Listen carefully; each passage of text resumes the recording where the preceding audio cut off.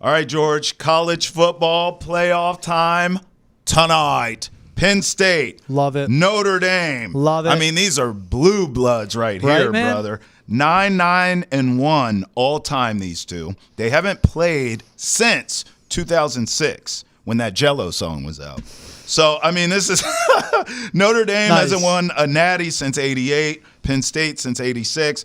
Obviously, these are two of the biggest brands in college football.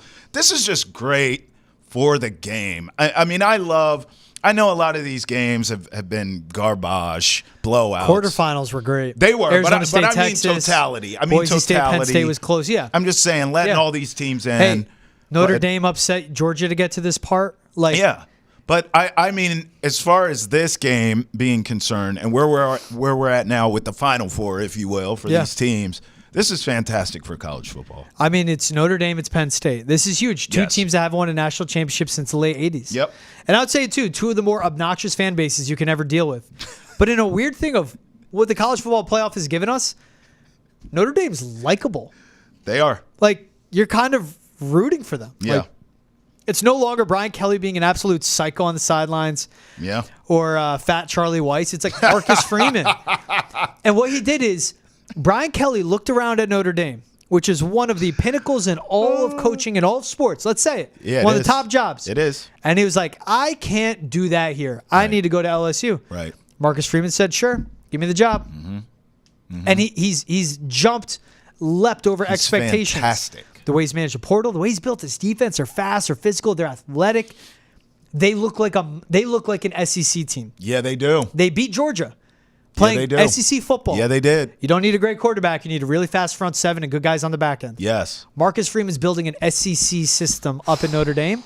And, hey, Penn State's the same way, man. Yeah, they are. Don't sleep on them. They're a true Big Ten team. Don't sleep. They are. Run the ball big. But defensively, it's Abdul Carter, Jalen Reed, Kobe King, Devin J. Thomas, the inside defensive tackle. Like, guys at each level. I'm just looking at these teams defensively so much. The quarterbacks are very stark. We'll get into that. This is going to be a rock fight. To your point, they love to pound the rock. Yes. The front sevens dominate. Both teams. Yep. Notre Dame's got a good offensive line. Young, but good. They always have good offensive linemen. I just love how we're seeing these programs get modernized. Sure. You know? Yeah. It's usually like the Notre Dame, they dominate, they go undefeated, and then they match up with an SEC team and they're in a different league. That doesn't feel like the case now. I'll tell you, because of Marcus Freeman. I'm intrigued to see in this game, Penn State has yet to really be tested. Right? And I'm a fight fan, so I always use fight analogies. Yeah. Like Penn State's that fighter that's knocked everyone out, and they've yet to be taken into deep waters. Championship rounds, 10, 11, 12, going the distance. That's fair. So meanwhile, Notre Dame, that's how they fight. They go the distance with you. They want to slug you and outlast you, so to speak. Sort of a war of attrition. Yeah. So I want to see that play out in this game. Penn State's been jumping up on these teams they've been playing early. I mean, the game's over by halftime, okay? That ain't happening against Notre Dame, I don't think, with that defense. So I want to see how Penn State sort of reacts to getting punched in the mouth, quite frankly, because I think that's what's going to happen here. My gut tells me, I'll give you a score, brother. I'll go low scoring. I'll go 23-20. And this could be field goal wins it stuff. The quarterback matchup really is going to dictate everything. Drew Allard, I really like Drew Allard's game a lot. 6'5", 240. I mean, he does everything. Moon shots. Riley Leonard is also a big physical quarterback. Strong arm, but more of a runner than Allard. This is going to be an interesting, if I can use another analogy, heavyweight fight, George. Riley Leonard is like, I don't trust him. You don't like him.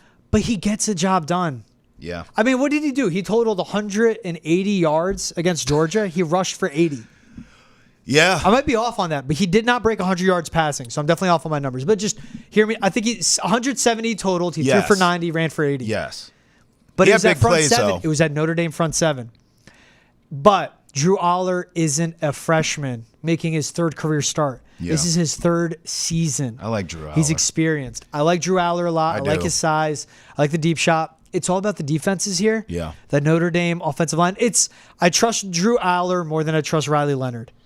but I Okay. trust Marcus Freeman more than I trust James Franklin. Okay, then give me a score. This is big for James Franklin, man. It's huge. The guy that always chokes on the big stage. Can he finally win one and become big game James? him, to your point, Sark Yeah. at Texas, Yep. Ryan Day at Ohio State. Yep. I mean, Marcus Freeman's still new, right? Yeah, like he hasn't lost enough to have that stink Right, on him. but think about 3 out of 4 of these coaches Yeah. now all have this stigma. Yes. Give me a score. I'm going 23-20 Irish.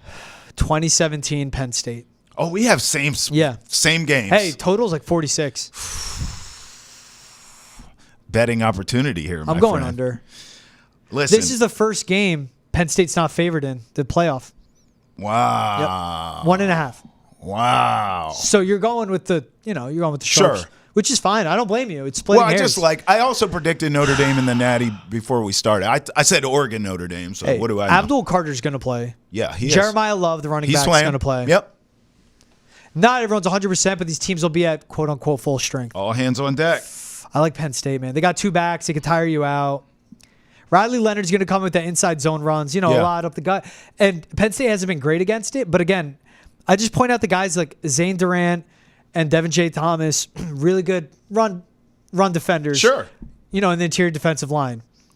Can they mitigate Abdul Carter and take him out of the game? That's possible. He's still a game wrecker. Then it's guys like a Kobe King. And with the combo they have at safeties of Reed and Wheatley, they can switch free safety box, but they're both comfortable going in and multiplying in the box. I think they do that. You need a quarterback to make a play. I Sure. trust Drew Aller more. Fair. You don't have to sell me, brother. I mean, we the fans win with this. And by the way, I love this. History wins as well. The winning coach of this game, George, Yeah. will be the first black head coach in the Natty. Yeah, you're right. So history wins as well. You see what James Franklin said about Marcus Freeman? He said his Like, how old hairline. are you? 38? He's like, look at that hairline. I can't laugh You at gotta that love joke. that. I mean, my hairline left me a long time ago. Also, and one more, shout out college football putting this game on a Thursday night. Facts. We have that void in our lives. Yes, Lord. You're not competing with the NFL. Amen. For Thursday and Travis Friday. Thomas, George Valekci, and you, we always appreciate you entering the chat with us here on Boston Has Entered the Chat. Till next time, we'll do it again here on the chat. Peace out.